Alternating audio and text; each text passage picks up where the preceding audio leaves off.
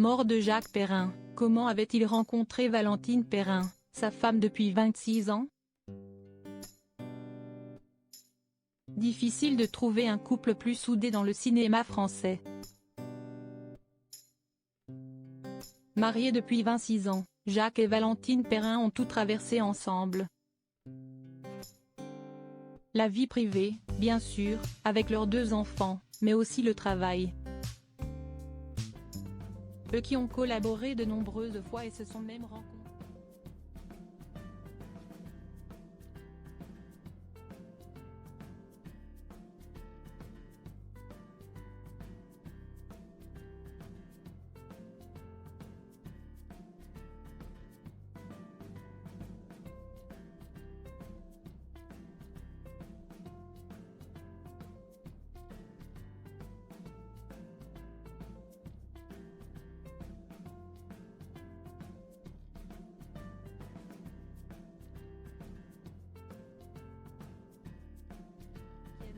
Diffusé au début des années 90 sur Antenne 2 puis France 2.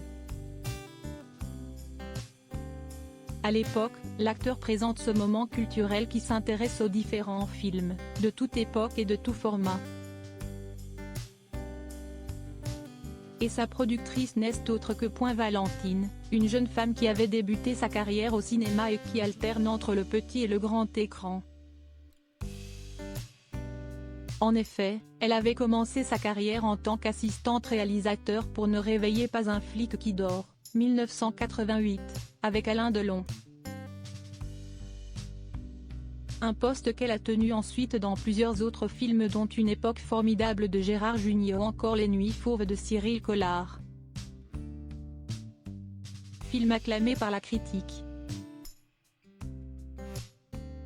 En tout cas, les 2 amoureux se rencontrent, se séduisent et finiront par se marier en 1995, une union qui donnera naissance à Maxence. La même année, puis à Lancelot, en 1999. 2 jeunes adultes qui se sont aujourd'hui lancés dans le cinéma aux côtés de leur père. Si le plus jeune n'a fait que quelques apparitions, Maxence avait séduit la France entière en interprétant le petit Pépinot dans Les Choristes, dans lequel jouait aussi Jacques Perrin. Celui-ci avait également un grand-fils, Mathieu, né d'un premier mariage en 1975. Valentine Perrin a continué de collaborer aux côtés de son mari pendant toute sa carrière. Le couple avait produit Mia et le Lion Blanc en 2018 et Le Loup et le Lion, en octobre dernier.